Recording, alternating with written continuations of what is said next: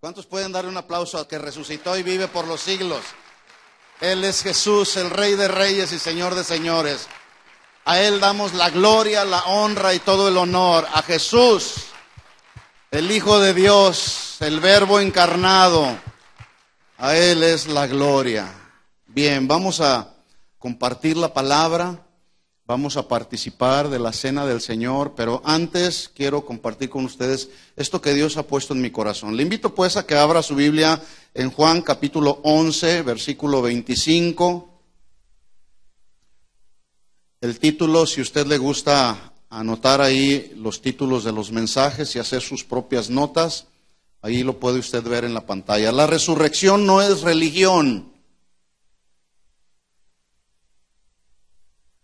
Algunos dicen, son una bola de religiosos, porque celebramos la resurrección de Cristo.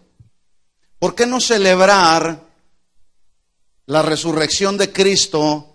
Sin resurrección no hubiera cristianismo. La resurrección de Cristo marca precisamente la historia de la humanidad, ¿sí? Así que si no hubiera resurrección de Cristo, no hubiera cristianismo y nuestra fe sería vana. Estaríamos perdiendo el tiempo.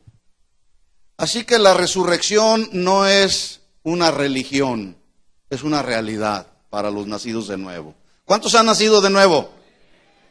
Nacimos de nuevo porque Él resucitó. Porque Él, siendo la luz, descendió a las tinieblas. Y mientras nosotros andábamos en tinieblas, Él vino y nos dio luz para hacernos los hijos de luz. ¿Cuántos andan en luz? Juan capítulo 11, versículo 25. En el contexto se puede leer ahí que la Biblia está narrando acerca de la muerte de Lázaro. A Jesús le dieron aviso de que su amigo Lázaro había muerto. Y una vez que llega justamente a la casa de Marta y María, quien primero lo recibe, pues es Marta. Pero no lo recibió muy amablemente Marta. Marta como que trató de llamarle la atención al Maestro, al Rey de Reyes, al Señor de Señores. Y decirle, si hubieras estado aquí, mi hermano no hubiera muerto. Pero el Señor le da una respuesta que es una respuesta para nosotros quizá muy simple, pero tiene mucha profundidad, porque tiene mucho que ver justamente con el cristianismo. Jesús le responde a Marta y le dijo, yo soy la resurrección y la vida. ¿Qué le dijo? Yo soy la resurrección y la vida. El que cree en mí, ¿cuántos creen en Jesús? Bueno, es que el día de hoy hay todavía millones de personas alrededor del mundo que no creen en Jesús. Incluso hay personas que no entienden el hecho de que usted y yo, un día como este día domingo, estemos aquí alabando y adorando a ese Rey de Reyes, a ese Señor de Señores. No entienden por qué levantamos nuestras manos, no entienden por qué pasamos el tiempo que pasamos aquí adorando a ese Señor. No lo entienden porque han hecho de Jesús una religión. Pero la resurrección de Jesús no es religión. Diga conmigo, la resurrección de Jesús no es religión. Así que Jesús responde a Marta y le dice, yo soy la resurrección y la vida. El que cree en mí, aunque esté muerto, vivirá. Y está hablando de una muerte que nos da la esperanza que cuando los días de nuestra vida terminen en este planeta, los nacidos de nuevo tenemos la esperanza de vivir por toda la eternidad alabando al Rey de Reyes y Señor de Señores. Eso es lo que estaremos haciendo por toda la eternidad. Por eso es que estando aquí en esta tierra, estamos como en un ensayo. Por eso cuando venimos y los hijos de Dios nos reunimos, hay que alabar al Señor con todo nuestro ser, con todo nuestro corazón. Hay que servirlo a Él con pasión, hay que servirlo a Él con toda excelencia, porque Él merece lo mejor, porque Él, Dios, nos dio lo mejor que tenía, que fue a su Hijo. Para que ahora los que hemos nacido de nuevo podamos gozar de verdadera paz. ¿Cuántos tienen paz en su corazón? El versículo 26 le dice Jesús a Marta: y todo aquel que vive y cree en mí no morirá eternamente. Y note usted la pregunta al terminar el versículo 26. ¿Crees esto? Esa misma pregunta que Jesús le estaba haciendo a Marta es la misma pregunta que Jesús nos hace a usted y a mí el día de hoy. Yo soy la resurrección y la vida, dice Jesús. El que cree en mí, aunque esté muerto, vivirá. Todo aquel que vive y cree en mí no morirá eternamente. ¿Cuántos creen esta palabra? ¿Por qué crees la palabra? Porque yo te estoy preguntando, yo te estoy haciendo la pregunta para que creas en ella, o crees la palabra porque reconoces y sabes que es la palabra de Dios. Es la palabra de Dios, y la palabra de Dios es veraz. Dios no es hijo de hombre para mentir, ni hijo de hombre para arrepentirse. Lo que Él dice, Él lo cumple. Porque Él es el Señor, Él es la palabra, Jesús es el verbo encarnado. Jesús es la palabra misma, y es la palabra que nos alimenta, es la palabra que nos fortalece, es la palabra que nos guía en medio de este mundo de tinieblas. Por eso hay que creer la palabra de Dios. Yo creo lo que dijo Jesús, que el que vive en Él no morirá eternamente. ¿Cuántos creen esta palabra? Déjeme decirle que la incredulidad es uno de los pecados que más ofenden a Dios. ¿Qué es uno de los pecados que más ofenden a Dios? La incredulidad. Diga conmigo, la incredulidad ofende a Dios. ¿Por qué ofende a Dios? Porque atenta contra la soberanía de Dios. Una ocasión el pueblo de Israel, andando en su peregrinaje en el desierto, se atrevieron a tentar a Dios y a cuestionar el poder, la autoridad y la soberanía de Dios, y le hicieron una pregunta: ¿podrá Dios ponernos mesa en el desierto?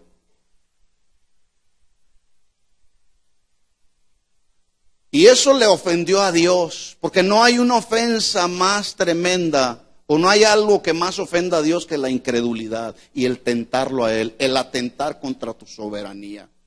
A veces nos encontramos en situaciones difíciles, hay conflictos en la familia, hay conflictos con nuestros hijos porque quizá andan alejados del Señor, están caminando en los caminos de este mundo, andan en rebelión, andan en drogas, andan en algún vicio, andan caminando como usted y yo caminábamos, alejados de Dios, en nuestra vana manera de vivir. Y hay conflictos en nuestra vida y dudamos que Dios puede rescatarlos, y dudamos que Dios puede tocarlos, y dudamos que Dios puede cambiarlos y transformarlos como Él nos transformó a usted y a mí.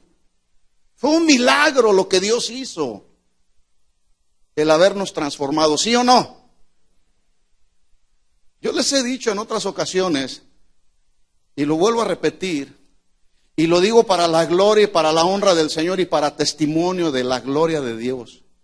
Una ocasión alguien me dijo: tú ni volviendo a nacer vas a cambiar. En otras palabras, me estaba sentenciando a la muerte, a una muerte eterna sin Cristo. Pero hubo alguien que se tomó el tiempo para compartirme de buenas nuevas de salvación. Yo creí en esa palabra de buenas nuevas de salvación, y resulta que nací de nuevo y Dios me cambió. ¿Cómo te cambió a ti? ¿Cómo ha cambiado a tantas miles y miles de personas alrededor del mundo que antes andaban como el pueblo de Israel, en la esclavitud del mundo, en Egipto, en el pecado? Pero Dios los cambió, Dios nos transformó. ¿Cuántos han sido transformados por el poder de Dios? Aunque a la gente le parezca que vivimos o practicamos una religión, la resurrección de Jesús no es una religión. La incredulidad es y ha sido la razón por la que hoy muchos, y desde la historia de la humanidad, la incredulidad ha sido la razón y el pecado que ha llevado muchos al infierno. Es posible que usted pueda decir, ¿por qué eres tan crudo como ya en alguna ocasión me han dicho? Pero es que no lo digo yo, no lo afirma yo, así dice la Biblia. El pecado de incredulidad es el que ha llevado a muchos a una eternidad sin Cristo y a muchos al infierno. Mire lo que dice la Biblia, Juan capítulo 3, versículo 16, un versículo que todos nos conocemos de memoria. Y que a veces solamente nos quedamos y tenemos ese versículo solamente en nuestra mente y nos quedamos ahí en el versículo 16.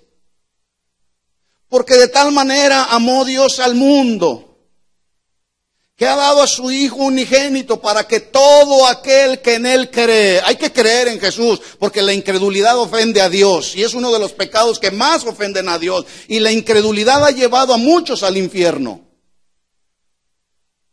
Para que todo aquel que en Él cree no se pierda, mas tenga, ¿qué? Vida eterna. Versículo 17. Mire lo que dice el versículo 17. Porque no envió Dios a su Hijo al mundo para condenar al mundo, sino para que el mundo sea salvo por Él. Versículo 18, el que en Él cree no es condenado, pero el que no cree ya ha sido condenado, porque no ha creído en el nombre del unigénito Hijo de Dios. Y esta es la condenación, que la luz vino al mundo, y escuche lo que dice el versículo 19, y los hombres amaron más las tinieblas que la luz. ¿Qué amaron más? Las tinieblas que la luz, porque sus obras son malas. La gente no quiere venir a la luz para que sus obras no sean descubiertas. Prefieren vivir en las tinieblas y no saben, y muchos de ellos no se dan cuenta que vivir en las tinieblas los lleva a recibir la condenación que establece la Biblia, a vivir por toda una eternidad en el infierno. El pecado de incredulidad, encontramos muchos ejemplos en la Biblia, o mejor dicho, por el pecado de incredulidad, Dios condenó a toda la humanidad en el tiempo de Noé a morir. ¿Cómo murió la humanidad de aquel tiempo en el tiempo de Noé? A través de un diluvio. Pregunta. Toda esa generación de hombres, mujeres, niños y jóvenes que habitaban la humanidad en aquel tiempo, en el tiempo de Noé, la pregunta es la siguiente: ¿todas esas personas tuvieron la oportunidad de arrepentirse o Dios fue cruel?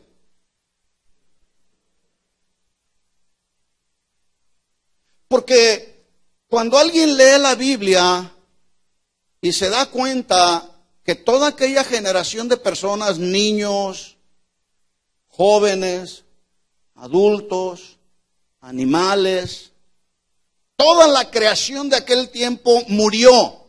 La gente piensa que Dios fue cruel. Pero los que somos hijos de Dios podemos entender que no fue un acto de crueldad de parte de Dios, porque Dios no es cruel. Dios no es como nosotros los seres humanos. Dice la Biblia que el deseo del corazón de Dios es que todos procedan al arrepentimiento, que nadie se pierda, sino que todos procedan al arrepentimiento. El problema no está en Dios, el problema está en los seres humanos, porque en el caso de aquella generación, en el tiempo de Noé, Dios le dio oportunidad a toda esa gente, a toda esa humanidad, les dio la oportunidad de arrepentimiento. Por 120 años Noé estuvo predicando un mensaje de arrepentimiento. De hecho, a Noé se le conoce como pregonero de un mensaje de justicia. Y el problema no fue Dios. El problema fue la humanidad. Porque Dios no es cruel. Dios nos da la oportunidad a todos de arrepentirnos. Escuche esto. Estamos viviendo lo que algunos han dado en llamar la última generación. Somos la última generación antes de que venga la segunda venida de Jesús. O antes de que se presente la segunda venida de Jesús. Y todavía, escuchen esto, dentro de muchas iglesias hay gente que llega a la iglesia, pero no se ha arrepentido de sus pecados. Siguen viviendo la vida como si Jesús no fuera a regresar. Y va a venir el Señor en un abrir y cerrar de ojos. ¿Cómo va a venir el Señor? En un abrir y cerrar de ojos, a la final trompeta. Y nos iremos todos aquellos que hayamos creído en Él, en el sacrificio perfecto de Jesús en la cruz, nos iremos con Él a pasar toda una eternidad. ¿Cuántos quieren estar allá con Él? Todavía hay muchas personas que piensan que Dios es un Dios cruel. Pero déjeme decirle que Dios no es cruel. La Biblia dice que Él es compasivo y que Él es misericordioso. De hecho, estos son parte de los atributos de Dios. Dios es la misma compasión, Dios es la misma misericordia, porque si no fuese por la multitud de las misericordias de Dios, escuchen esto, hoy no estaríamos usted y yo aquí. Pero por la multitud de sus misericordias, dice la Biblia, no hemos sido consumidos. No sé cuánto le dan gracias a Dios por su misericordia. A toda esa gente del tiempo de Noé, Dios les dio la oportunidad de arrepentirse. El problema fue que la humanidad de ese tiempo era mala, era obstinada y era incrédula. Yo pregunto, los días que nos tocó vivir o en los días que nos tocó vivir, ¿usted cree que en estos tiempos haya gente mala, obstinada e incrédula? Sí, sí la hay. Pero escuche esto, Dios nos quiere hacer los instrumentos para predicar el evangelio, para hacer lo que hizo con Noé, hacer de nosotros pregoneros de un mensaje de justicia y de buenas nuevas de salvación. Ese es el deseo de Dios. De hecho, es una de las tareas que Dios nos ha encomendado, llamada en la Biblia la Gran Comisión. ¿Qué tiene que ver la Gran Comisión? La Gran Comisión consiste en la predicación de buenas nuevas de salvación, hacer discípulos, ir a todas las naciones y predicarle a la gente un mensaje de arrepentimiento. ¿Por qué? Porque todavía hay alrededor del mundo mucha gente que es mala, que es obstinada y que es incrédula. Pero Dios quiere que funcionemos como hijos de luz, llevando la luz donde hay tinieblas. Aquí hay luz, hay bastante luz. Aquí no hay tinieblas, pero la luz tiene que resplandecer donde hay tinieblas. Y es ahí donde usted y yo tenemos que ir. Y así como en el tiempo de Noé, la gente era mala, obstinada e incrédula, el día de hoy sigue sucediendo lo mismo. En esta generación que nos tocó vivir, seguimos viendo a nuestro alrededor gente mala, obstinada e incrédula.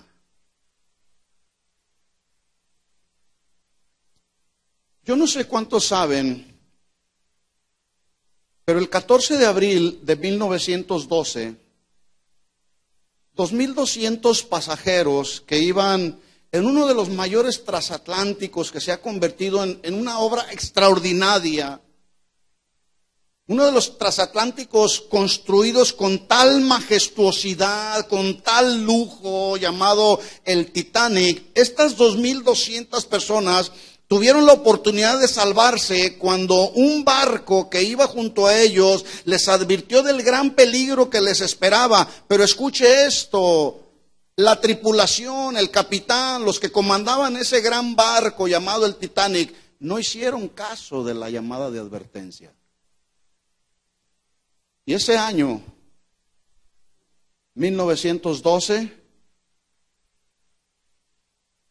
ese barco del cual sus constructores estaban orgullosos de su obra, tan orgullosos estaban de la majestuosidad de la obra que construyeron, y ellos afirmaban y decían que era tan seguro y que era no solamente seguro, sino insumergible. Ellos se atrevieron a afirmar que ni siquiera Dios lo iba a poder hundir. Pero ese día, 14 de abril de 1912, en menos de 3 horas, ese gran barco llamado el Titanic se hundió junto con 1,513 personas que murieron ahí por ahogamiento e hipotermia. Pregunta: todas esas personas que murieron, 1,513 personas, ¿tuvieron la oportunidad de salvarse o Dios fue cruel?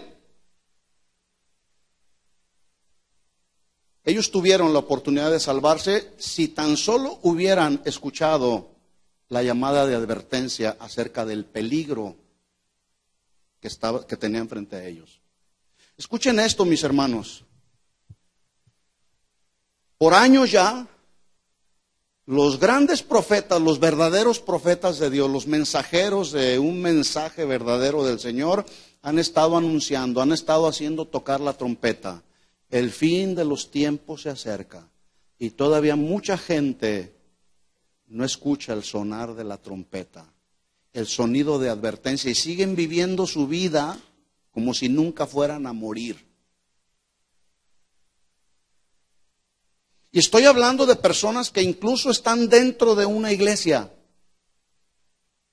que van a una iglesia solamente por mero cumplimiento, que están en una iglesia viviendo un cristianismo de religiosidad, y la religiosidad tiene que ver con cumplimiento. Cumplo y después miento. En otras palabras, llego a la iglesia y salgo de la iglesia y sigo viviendo mi vida como me da la gana. Gente llega a las iglesias el día de hoy y están celebrando el día de la resurrección de Jesucristo, pero ese día de la resurrección de Jesucristo para ellos no es una realidad, es una religión. Pero la resurrección de Jesucristo no es una religión. Diga conmigo, la resurrección de Jesús no es una religión. Jesús le preguntó a Marta, ante la realidad de la muerte de su hermano Lázaro, le preguntó, todo aquel, le dijo primero, le afirmó y luego preguntó, todo aquel que vive, Marta, y cree en mí, no morirá eternamente. ¿Crees esto? ¿Cuántos creen esta palabra? Déjeme decirle que la Biblia dice en Juan 14:6, no lo digo yo, lo dijo Jesús, yo soy el camino y la verdad y la vida. Escuche esto, dice claramente la Biblia que Jesús es el camino, no un camino. Y en este mundo hay muchos caminos. Pero el hecho de que en esta vida haya muchos caminos no significa que son caminos que llevan a Dios. Los niños aprenden a caminar cuando ya están en edad de poder caminar.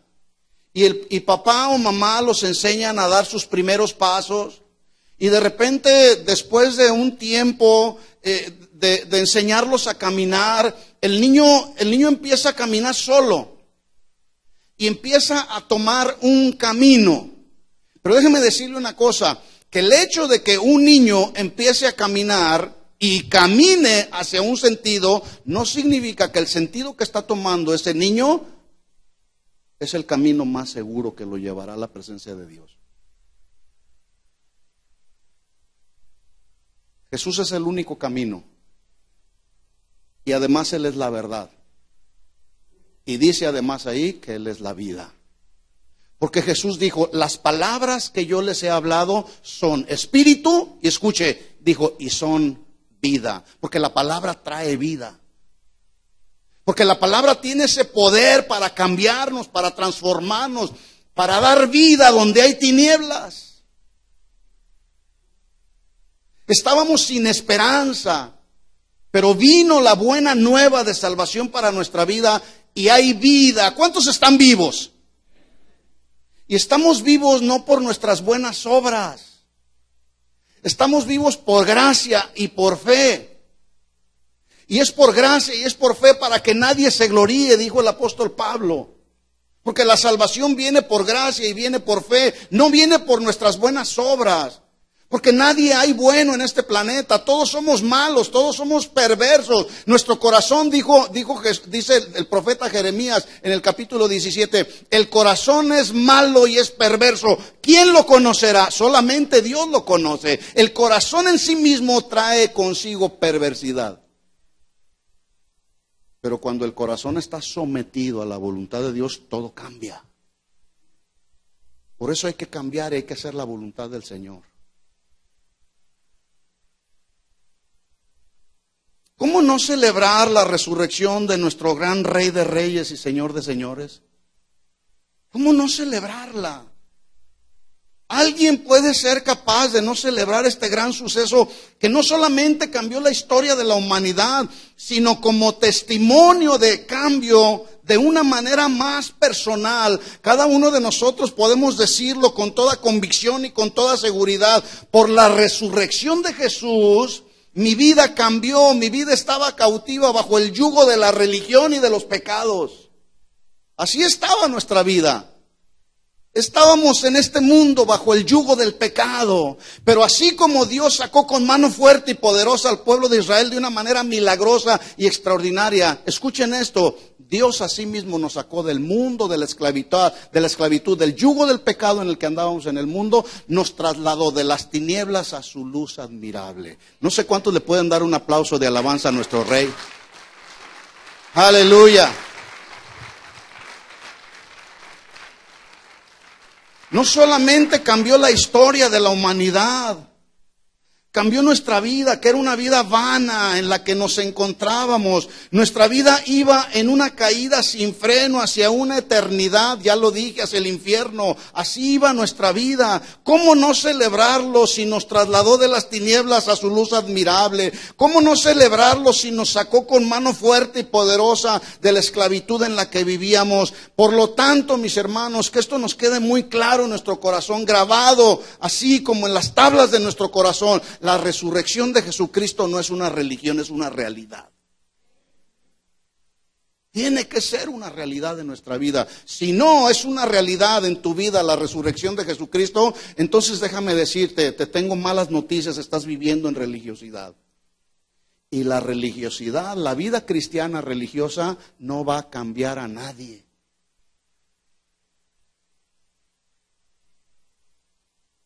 Filipenses capítulo 2, versículo 6.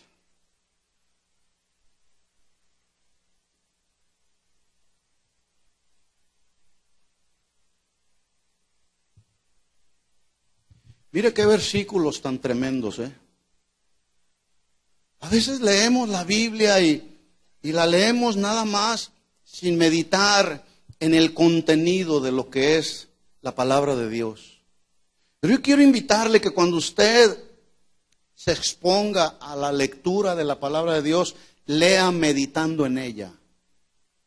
Para que eso que está escrito ahí en letra pueda hacerse vida en nuestra propia vida. Filipenses capítulo 2, versículo 6, habla Pablo de Jesús diciendo que él siendo o teniendo la forma de Dios, no estimó el ser igual a Dios como a cosa que aferrarse, sino que se despojó de sí mismo, tomando forma de siervo. Hoy muchos se dicen siervos de Dios, pero con S mayúscula. El gran siervo de Dios. Y en nada manifiestan la humildad del siervo Jesús. Siendo en forma de Dios, no estimó el ser igual a Dios como a cosa que aferrarse, sino que se despojó de sí mismo, tomando forma de siervo, hecho semejante a los hombres, y estando en la condición de hombre, como usted y como yo, pero sin pecado, tomó la forma de hombre, como usted y como yo, pero sin pecado. Nosotros, aunque ya aceptamos a Jesús como nuestro Señor y Salvador, seguimos viviendo en este cuerpo que está cargado de pecado todavía. Este cuerpo no ha sido glorificado todavía, pero esa es nuestra esperanza. Tomó forma de siervo, se despojó, se hizo semejante a los hombres, estando en la condición de hombre, se humilló a sí mismo, haciéndose obediente hasta la muerte y muerte de cruz. ¿Cuánto le dan gracias a Jesús por la obediencia de Él a la cruz? Muerte de cruz. Si a usted le dijeran, o mejor dicho, si a usted lo sentenciaran a una muerte y a muerte de cruz, ¿usted estaría dispuesto en obediencia, en buena actitud, a ir a morir en una cruz como fue a morir Cristo? Solamente un amén. Es que es de pensarse. Hay que pensarlo.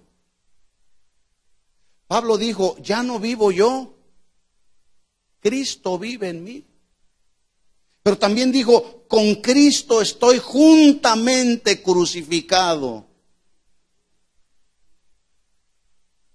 Y no estaba hablando Pablo de una crucifixión literal. Estaba hablando de mantener este cuerpo pecaminoso, esta naturaleza pecaminosa, mantenerla subyugada bajo la voluntad de Dios. Estaba como en una cruz, en la forma de hombre. Así es como debemos estar los hijos de Dios. Se humilló a sí mismo, haciéndose obediente hasta la muerte y muerte de cruz, por lo cual Dios también lo exaltó hasta lo sumo, hasta la parte más alta, hasta el lugar más prominente, de mayor preeminencia, de mayor autoridad. Dios lo levantó. ¿Por qué lo levantó? ¿Porque era el Hijo de Dios? No, por su obediencia, porque estuvo dispuesto a hacer la voluntad del Padre.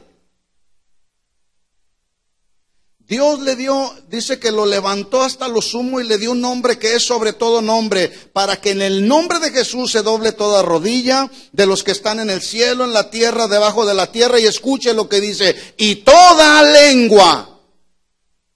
En otras palabras, todos aquellos que tenemos la capacidad de poder hablar, porque hay quienes no pueden hablar literalmente como usted y yo, pero lo hacen a través de señas, para que se cumpla lo que dijo Pablo, para que toda lengua confiese que Jesucristo es el Señor, para la gloria de Dios Padre. ¿Cuántos le dan un aplauso a Jesucristo, el Hijo de Dios, para la gloria del Padre? Y que toda lengua confiese que Él es el Señor y no hay otro como Él. No hay otro como Él. Arriba en el cielo, abajo en la tierra, dice la Biblia, no hay otro como Dios. Dios es incomparable. Pero también Dios es invencible. Y Dios es todopoderoso. Pero también Dios es soberano. Pero también Dios es compasivo y misericordioso. ¿Cuántos de los atributos de Dios tenemos que valorar en nuestro corazón, mis hermanos? Para que toda lengua confiese que Jesucristo es el Señor, para la gloria de Dios Padre. Tan contundente, tan real, tan veraz y confiable es la resurrección de Cristo, que Pedro habla de ella en su primer mensaje, confrontando a todos aquellos pecadores que todavía no se habían arrepentido. Porque ya lo dije al principio, sin resurrección no hay cristianismo. Sin resurrección, sin cristianismo no hay fe. ¿Qué vamos a seguir? ¿A quién vamos a seguir? No vamos a seguir, no estamos siguiendo a un iluminado, estamos siguiendo al verdadero Hijo de Dios. Y Pedro estaba consciente de esto y les habló de la resurrección de Cristo. Y una vez que Pedro, en su primer mensaje, después de haber sido investido con el poder de lo alto, se levanta con la autoridad y con el denuedo que el Espíritu Santo le había dado, y en el capítulo 2, versículo 36 del libro de los Hechos, habla con la gente que estaban oyendo ahí. Era una gran multitud. 3,000 se convirtieron en ese primer mensaje, pero regularmente casi siempre había más de los que se convertían. 3,000 se convirtieron. Bueno, esos que estaban escuchando ahí, Pedro les habla y les dice con toda autoridad: sepa pues ciertísimamente, en otras palabras, que no les quepa la menor duda, ciertísimamente, toda la casa de Israel, que este Jesús a quien ustedes crucificaron, escuche, esta palabra es una palabra de acusación. Pedro los estaba acusando. Ustedes lo crucificaron, siendo un hombre inocente y sin culpa, ustedes lo crucificaron por su incredulidad. Y Pedro los está confrontando, pero no los deja solamente con la acusación. Porque es muy fácil acusar a la gente: eres un pecador, te vas a ir al infierno si no te arrepientes. No, hay que darles la otra parte a la gente. La gente vive en tinieblas, como cuando usted y yo estábamos en tinieblas. Y no basta solamente decirle a la gente: andas en tinieblas y si no te arrepientes te vas a ir al infierno. Hay que darles la palabra de Dios para que ellos puedan creer, para que ellos puedan tener la convicción que fue por ese sacrificio perfecto de Jesús en la cruz del Calvario que una persona puede arrepentirse de sus pecados y pasar por toda la eternidad con Cristo. Pero hay que hablar. Y hay que hablar con autoridad, con la autoridad que la palabra de Dios nos da, así como habló Pedro. Sepa pues, ciertísimamente, toda la casa de Israel, que a este Jesús a quien ustedes crucificaron, escuche lo que dice Pedro: Dios lo ha hecho Señor y Cristo. ¿Cómo lo hizo Dios? Señor y Cristo. Cristo significa ungido. En otras palabras, entonces, Dios lo hizo el Señor. Un Señor gobierna. Un Señor es aquel que tiene toda la autoridad. Un Señor es un amo. Entonces Pedro está confrontando a la gente y les dice: sí, ustedes lo crucificaron, porque ese era el plan perfecto de Dios, que Jesús muriera en una cruz. Pero también dentro del plan perfecto de Dios era que ese Cristo que había sido muerto en una cruz no quedara ni en una cruz, ni quedara tampoco en una tumba. Es decir, la tumba no pudo contener a Jesús, ni la misma muerte pudo contener a Jesús, porque Jesús lo que dijo, que Él resucitaría al tercer día, lo cumplió, porque Él es Dios. Ese Cristo al que ustedes crucificaron, dice Pedro, Dios lo ha hecho Señor y el verdadero ungido de Dios, que también significa el Señor y Rey por toda la eternidad. Y escuche esto: ese Jesús es mi Rey y es mi Señor. ¿Es tu Rey y tu Señor también? Al oír esto, la gente que estaba escuchando a Pedro, al oírlo, dice que se compungieron de corazón. Esta palabra compungir es una palabra muy interesante, porque Pedro no estaba solamente hablando un mensaje simple. Era un mensaje que podía determinar el destino eterno de toda esa gente que lo estaba escuchando. Y Pedro los confronta y les da siempre la verdad tiene dos lados. Les da la parte acusatoria, ya lo dije, pero también les da la parte donde ellos podían proceder al arrepentimiento. Entonces, al oír eso, se compungieron. Es decir, ese mensaje que Pedro estaba hablando perforó el corazón. Así se traduce la palabra compungir, perforar. Perforar lo más profundo del alma, las fibras más íntimas que los seres humanos tenemos. Por eso, esto y muchas otras cosas más tiene la capacidad, la palabra de hacer, no solamente de perforar, porque también en Hebreos la Biblia dice, la palabra de Dios es viva, es eficaz y penetra. ¿Qué hace la Biblia? Penetra. ¿Hasta dónde? Hasta partir el alma, hasta separar lo carnal de lo terrenal, de lo espiritual. La palabra de Dios tiene ese poder. Por eso cuando prediquemos hay que predicar la palabra. No hay que predicarle a la gente de nuestras experiencias. Son buenas nuestras experiencias a manera de testimonio. Pero escuche esto, lo que realmente va a cambiar a una persona, un joven, a una señorita, a un adulto, lo que verdaderamente va a cambiar va a ser el poder del evangelio. Por eso Pablo lo predicaba y por eso Pablo lo afirmó a los romanos y les dijo, no me avergüenzo de predicar el evangelio. ¿Por qué? Porque Pablo dijo, porque es poder de Dios para salvación a todo aquel que cree. Ahí está. Poder de Dios a todo aquel que cree. ¿Se fija cómo sigue haciendo la Biblia énfasis en el creer? Porque la incredulidad es uno de los pecados que más ofenden a Dios. Se compungieron de corazón y le dijeron a Pedro y a los otros apóstoles, varones, hermanos, ¿ahora qué haremos? Hoy hay muchos que predican su propio mensaje y no el mensaje de Jesús. Pero aún a pesar de que no predican el mensaje de Jesús, hay formas y maneras en que convencen a la gente. En sus pensamientos, en sus sentimientos, en las emociones, y convencen a la gente para lograr propósitos mezquinos, propósitos humanos, propósitos terrenales. Y convencen a la gente, y la gente en la buena voluntad, pero también en la ignorancia de lo que la Biblia dice, pueden hacer esta misma pregunta que le hicieron a Pedro. Ok, ya nos has hablado de un mensaje de resurrección, ya sabemos que Jesús resucitó al tercer día y que ahora está sentado a la diestra del Padre y está intercediendo por nosotros, ya sabemos que ese Cristo al que nosotros crucificamos, Dios lo ha hecho Señor y Rey de todas las naciones por toda la eternidad. ¿Y ahora qué hacemos? Fue la pregunta que surgió ahí. Yo no veo a Pedro que les haya dicho, ven y pacta con Dios, pero un pacto económico, material. ¿Verdad que no dice así la Biblia?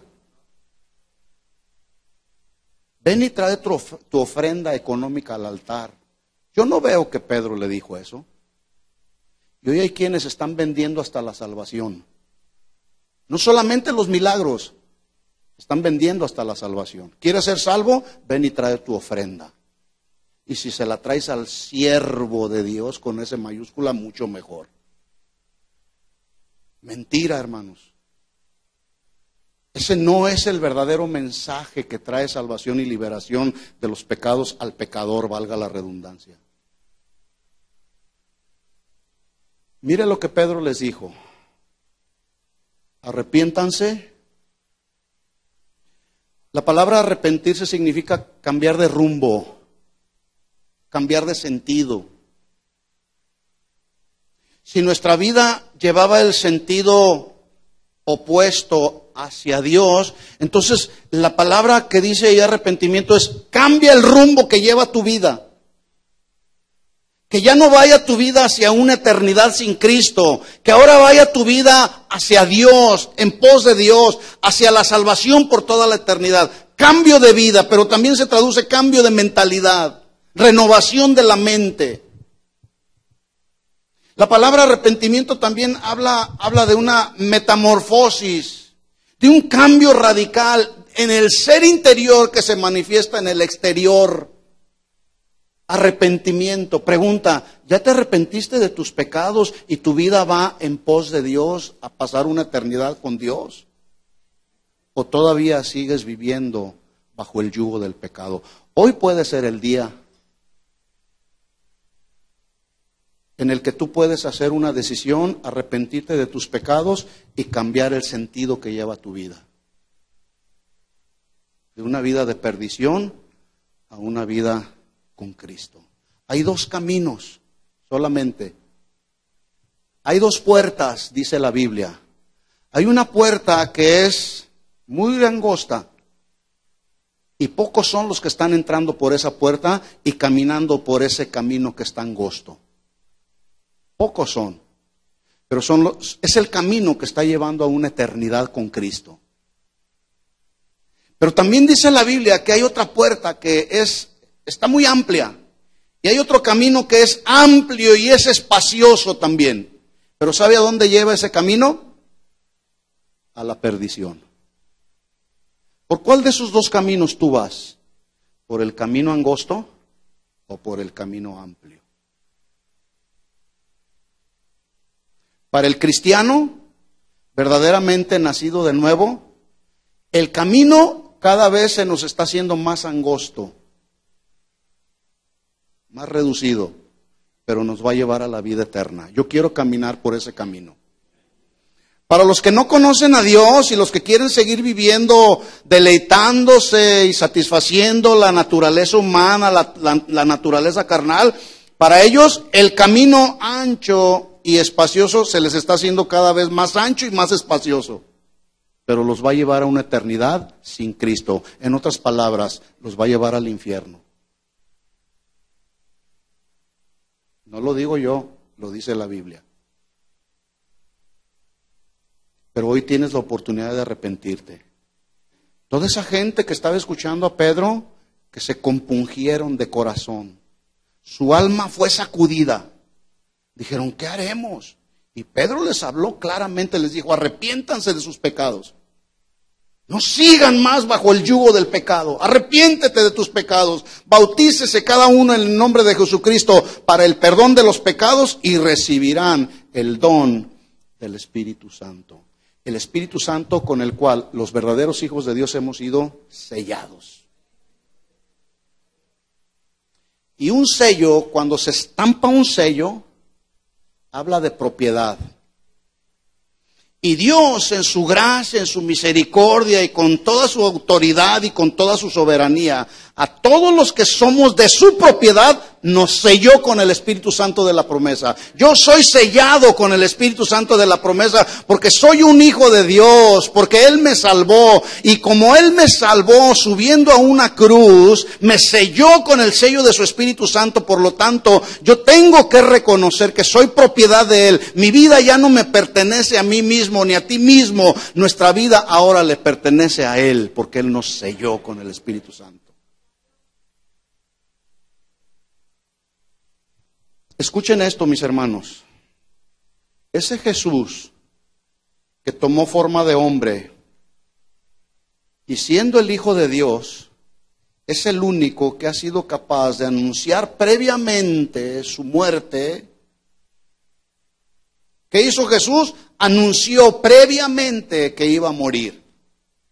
Y a lo mejor alguien pudiera decir, bueno, eso no es ninguna novedad, todos nos vamos a morir.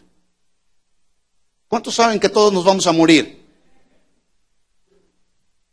Yo puedo estarles el día de hoy anunciando, yo me voy a morir, ¿cuándo? No lo sé, pero me voy a morir. Si algo tenemos seguro en esta vida es que nos vamos a morir. El asunto es, cuando yo muera, ¿a dónde voy? Entonces Jesús fue el único, siendo Dios, siendo el Hijo de Dios, fue el único que fue capaz de anunciar previamente su muerte. Pero la gran diferencia entre anunciar la muerte y en relación a Jesús es que Él también previamente anunció que al tercer día resucitaría, y escuchen esto, todo lo cumplió al pie de la letra sin faltar nada. No solamente anunció previamente su muerte, sino previamente también anunció a sus discípulos que resucitaría el tercer día, y Jesús lo cumplió. ¿Cuántos saben que Jesús lo cumplió? Si Jesús no hubiera cumplido con el gran plan perfecto de Dios, usted y yo no estaríamos aquí hoy. Simplemente no estaríamos aquí hoy. Tan cabalmente cumplió Jesús su promesa, la promesa de su resurrección, que sus últimas palabras fueron, consumado. ¿Consumado qué? Consumado es. ¿Sabe qué significa la palabra consumado es? Ese hecho tan maravilloso y esas últimas palabras estaban siendo la declaración más tremenda que surgió del corazón de Jesús hacia el Padre, diciéndole, Señor, Padre mío, la tarea que me encomendaste la terminé. En otras palabras, fue terminada en su totalidad sin faltar nada. Y por ese consumado es, mis hermanos, hoy usted y yo podemos gozar de verdadera libertad. Por ese consumado es, hoy usted y yo podemos gozar de verdadera paz. Por ese consumado es que usted el día de hoy y yo podemos disfrutar de un gozo verdadero. Paz, libertad y gozo verdadero. Y no es una paz a la que yo me estoy refiriendo ni a la que se refería Jesús. No es una paz que tenga que ver con el bienestar, cuando todas las cosas nos van bien. No es un gozo que podemos sentir, gozo cuando todo nos va bien. Eso realmente no tiene mayor relevancia. La paz a la que se refiere Jesús cuando Él dijo, mi paz les dejo, mi paz les doy, yo no les doy la paz como el mundo está acostumbrado a darlas. Esa paz y ese gozo al que se refiere Jesús es que en medio de las pruebas, en medio de las tribulaciones, en medio del dolor, en medio del sufrimiento, en medio de la necesidad, escuche esto, usted y yo podemos experimentar verdadera paz y verdadero gozo y verdadera libertad, porque ese gozo, esa paz y esa libertad provienen del trono de Dios.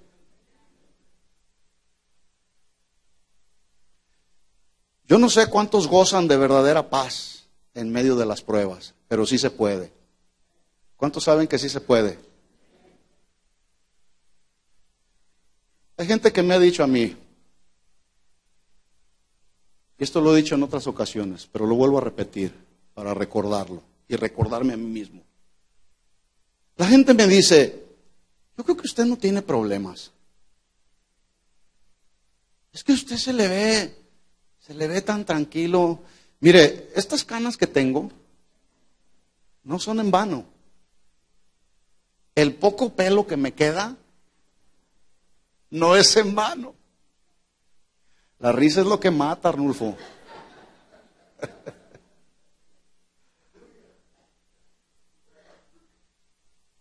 La gente me ha dicho, tú no tienes problemas. Y yo les he respondido, si quieres te los cambio. ¿Cuántos piensan que yo no tengo problemas? Si usted piensa que yo no tengo problemas, si quiere se los cambio. Usted me da sus problemas y yo le paso los míos. ¿Así será? No, así no es la cosa. Así no funciona el cristianismo. Dios nos da a cada uno de manera particular lo que cada uno de nosotros necesitamos. Si necesita a Dios meterte al fuego de la prueba, te va a meter. Pero escucha esto, la buena noticia es que si nos mete al horno al horno del fuego de la prueba, Él va a mantener su mano en el termostato. No va a subirle más de lo que pueda soportar. Porque Dios no nos da una tentación más allá de la que podemos soportar. Él mantiene todo bajo su control, porque Él es Dios. Porque Él es el Señor, porque Él es el dueño de la iglesia. A Él es la gloria y la honra.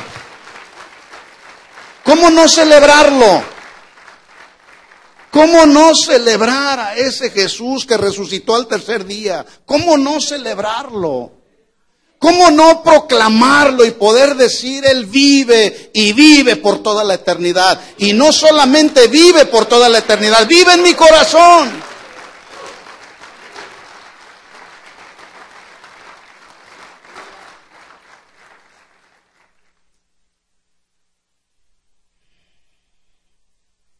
Piensa en esta pregunta.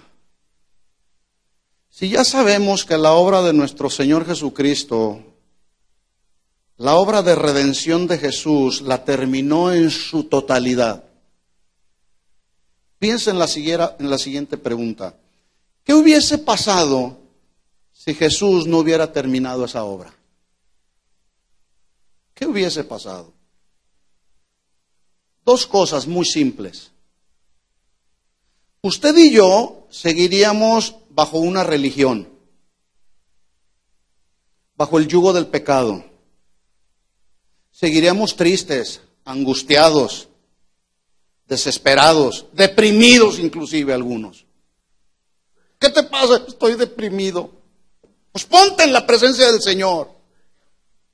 Una ocasión el profeta Elías le vino la depresión y le vino el desánimo y le vino el temor, todo junto. Y fue y se metió a una cueva. Y de esa cueva Dios lo sacó. Y le dijo, ¿qué estás haciendo ahí, Elías? Sal de esa cueva de tus temores, de tus angustias. Sal de esa cueva de tu desánimo y ponte en el monte de Jehová de los ejércitos. Ahí es donde yo te voy a fortalecer. Ahí es donde yo te voy a restaurar. Ahí es donde yo te voy a dar la revelación que tú necesitas. No metidos en una cueva de depresión. Hay que ponernos en la presencia del Señor. Ahí es donde Dios nos fortalece, mis hermanos. Yo le vuelvo a decir lo que ya he dicho en otras ocasiones. Este mundo tiene los días contados. Este mundo tiene los días contados. Pero Jesús dijo, mas el que persevere hasta el fin, este será salvo. ¿Qué significa esto? ¿Que nuestra perseverancia nos va a dar la salvación? No, la salvación ya la tienes, porque Jesús la logró para nosotros en la cruz del Calvario. Lo que significa es que en medio de la prueba, en medio de la tribulación, usted y yo, Dios nos va a dar la fuerza, estando en su presencia, para perseverar en medio de todo el sufrimiento, de todo el caos económico, político, social, moral, todo lo que está pasando esta humanidad, en medio de todo lo que estamos viendo a nuestro alrededor, Dios nos va a dar la fuerza, la sabiduría para permanecer en un mundo de tinieblas siendo luz. Por eso es que Jesús nos dijo, ustedes son la sal de la tierra y son la luz del mundo.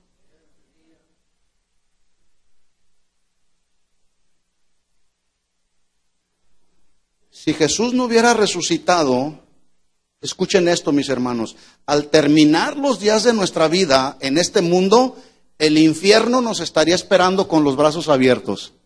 ¿Cuántos le dan gracias a Dios por la resurrección de Jesús?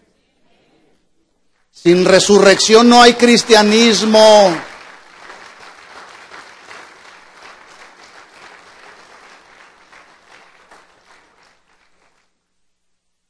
Una ocasión el apóstol Pedro se atrevió y Satanás lo usó como un portavoz para tratar de obstaculizar el plan perfecto de Dios.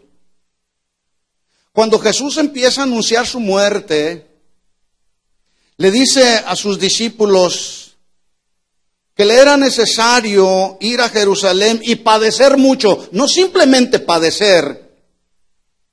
Dice ahí la Biblia que le era necesario padecer mucho. La palabra padecer significa sufrir, sufrir mucho.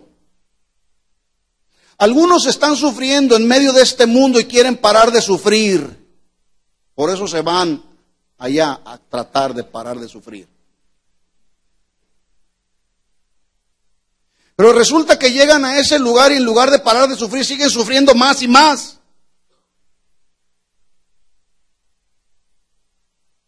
Le era necesario pasar a Jerusalén y sufrir mucho de los ancianos, de los principales, de los sacerdotes, de los escribas. Y escuche, también dijo Jesús, me es necesario no solamente padecer mucho, sino ser muerto, pero escuchen, al tercer día voy a resucitar. Jesús lo estaba anunciando previamente.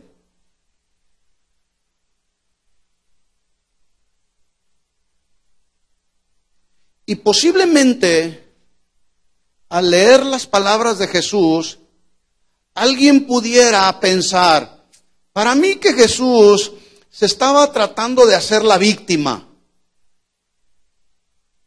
para que lo trataran con conmiseración. Pero escucha esto, Jesús no es carnal como nosotros. Jesús tampoco es sentimental ni emocional. Jesús es real y es veraz. Jesús no cambia. Jesús ha sido el mismo desde ayer, hoy y lo será por los siglos de los siglos.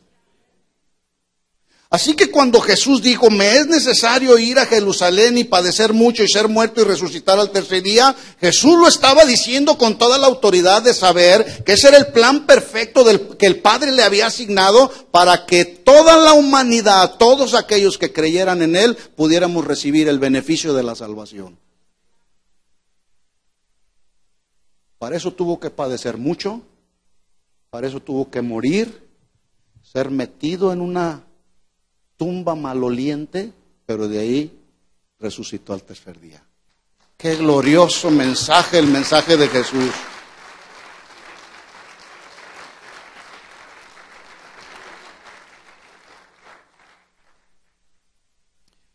Y Pedro, cuando les anuncia que le era necesario padecer mucho, morir, pero al tercer día resucitar, lo agarra Jesús. Y dice la Biblia que empezó a reconvenirle. ¿Qué hizo Pedro? Empezó a reconvenirle. Esa palabra reconvenir es una palabra que se traduce amonestar, reprender. Reconvenir también se traduce prohibir. En otras palabras, entonces, el tremendo Pedro, el impetuoso Pedro, el muy terrenal Pedro, le estaba diciendo al maestro, te prohíbo que vayas a la cruz. ¿Se imagina usted si Jesús hubiera hecho caso a las palabras de Pedro? Usted y yo no estaríamos aquí. Y al morir, cuando los días de nuestra vida terminaran en este mundo, el infierno nos recibiría con los brazos abiertos. Por eso es que la resurrección de Jesús no es ninguna religión, mis hermanos. Es una realidad para los nacidos de nuevo. ¿Puedes darle otro aplauso de alabanza a Él?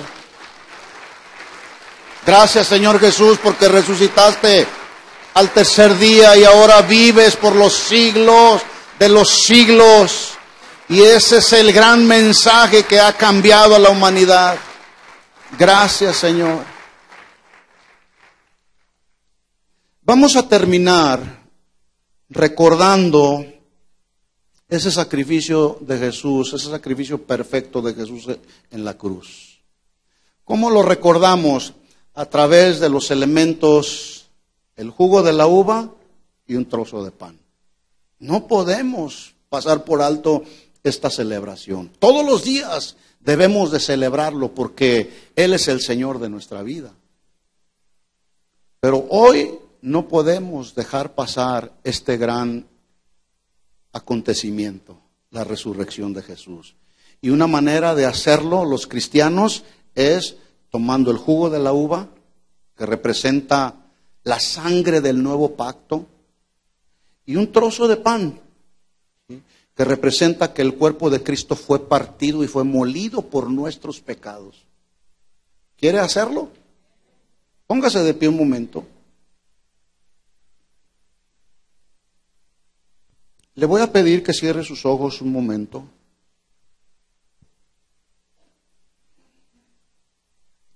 Y si usted va a participar de la cena del Señor, es importante que antes juntos hagamos una meditación, una autoevaluación de nuestra vida. Y es importante que si hay algún pecado del cual tú sabes que necesitas arrepentirte, este será el momento. Para que no nos encuentre el Señor participando de la cena indignamente.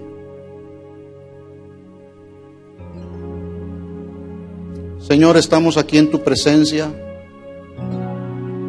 y queremos meditar en nuestra vida, Señor.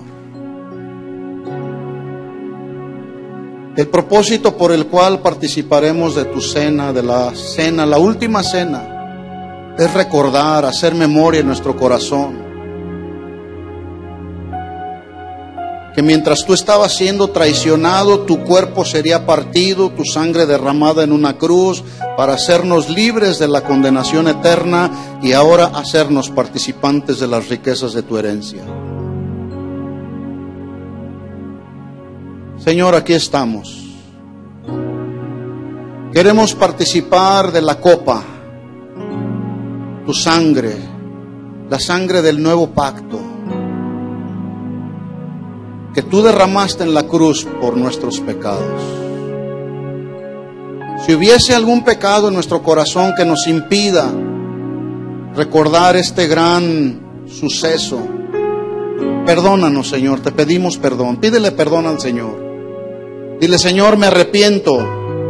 Incluso si no has aceptado a Jesús como tu Señor y Salvador, dile al Señor: Señor, quiero que en esta hora tú vengas a mí, me des la oportunidad de arrepentirme de todos mis pecados. Perdóname todos mis pecados y perdono a todos aquellos que me han ofendido.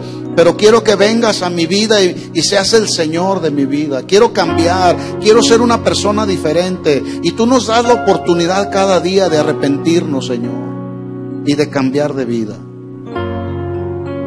Confesamos nuestros pecados y los abandonamos, Señor. Pide perdón al Señor y perdona si es necesario que tengas que perdonar a alguien. Asegurémonos que estamos en un estado apropiado de nuestra alma para poder participar de los elementos, el jugo de la uva y el pan. Que no haya amargura en nuestro corazón, que no haya resentimiento, que no haya odio,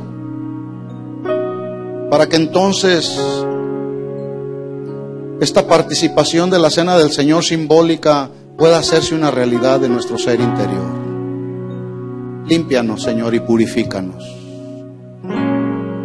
Límpianos y purifícanos. ¿Cómo no celebrarte, Señor? Gracias. Gracias, Señor. Amén. Voy a pedir que vayan pasando todos por aquí por el frente, toman el pan, el jugo de la uva, regresan a su lugar sin que se haga mucho desorden, regresan a su lugar y se mantienen en la misma actitud de adoración. No se distraiga con nada. Si usted está seguro ya de participar de los elementos, el jugo de la uva y el pan, venga, acérquese, regrese a su lugar y sigamos en esta actitud de meditación en nuestro corazón. Aleluya, Señor. Aleluya, Señor. Oh Dios bueno, grande, misericordioso Rey, soberano, Señor, eres tú. Nos acercamos a la mesa, Señor.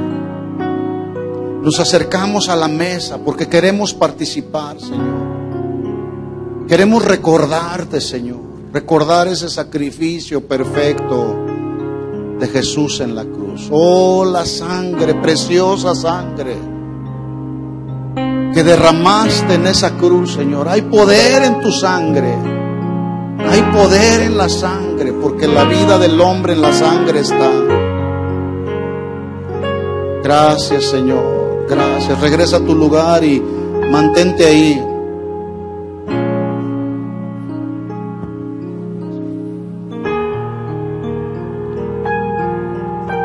Regresa a tu lugar y mantente ahí en esa misma actitud.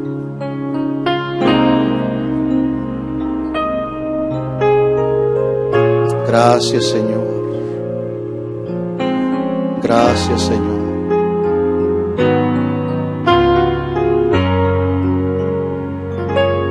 Aleluya. Gracias, Señor. Gracias, Señor. Gracias, Señor. Aquí hay un pueblo, Señor, sincero. Aquí hay un pueblo que te ama, Señor. Aquí hay un pueblo que te anhela, Señor. Queremos recordar, Señor, que resucitaste al tercer día. Y esto no es una religión. Esto es una realidad de nuestra vida, Señor. Oh, gracias, Señor. Gracias, Señor.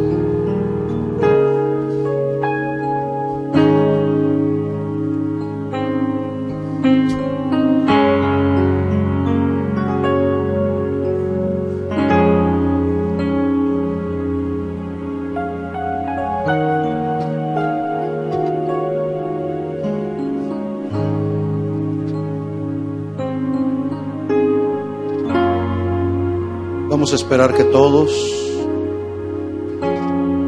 tengamos los elementos para poder orar juntos. Mientras mantente así, orando al Señor. Inquietud ahí en tu alma, en reposo de tu alma. Recuerda, pon en tu mente ese cuadro de Jesús en la cruz, partido y molido, azotado, con una corona de espinas, atravesado su costado por una lanza. Pero pon en tu mente también que ese Jesús no quedó ahí en la cruz. Ese Jesús resucitó. Gracias, Señor. Gracias, Señor. Gracias por tu resurrección, Jesús. Gracias, Señor. Gracias, Señor. Oh, bendito Dios. Bendito Señor.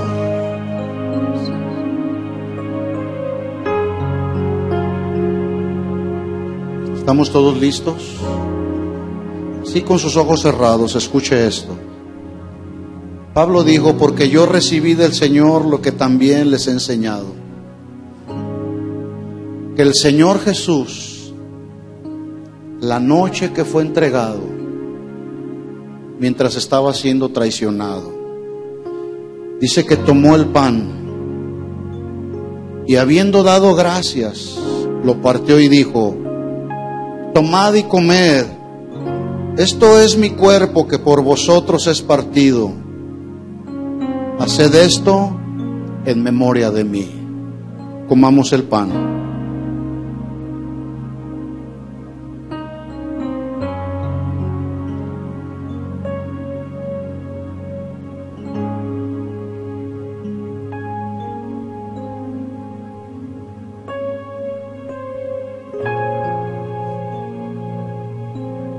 Asimismo, tomó también la copa después de haber cenado y dijo, esta copa es el nuevo pacto en mi sangre. Haced esto todas las veces que lo bebiereis en memoria de mí. Así pues, todas las veces que comiereis este pan y bebiereis esta copa, la muerte del Señor anunciáis hasta que Él venga. Tomemos el jugo de la uva.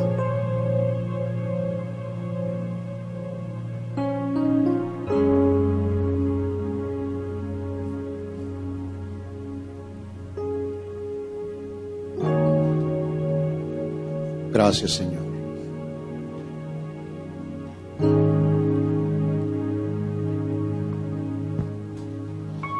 Un momento así en quietud y en reposo.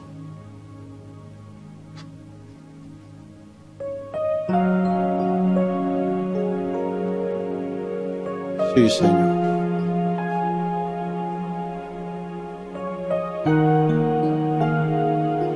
Gracias, Señor.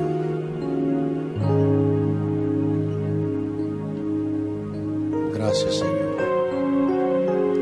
Gracias por dar tu vida en la cruz por nosotros.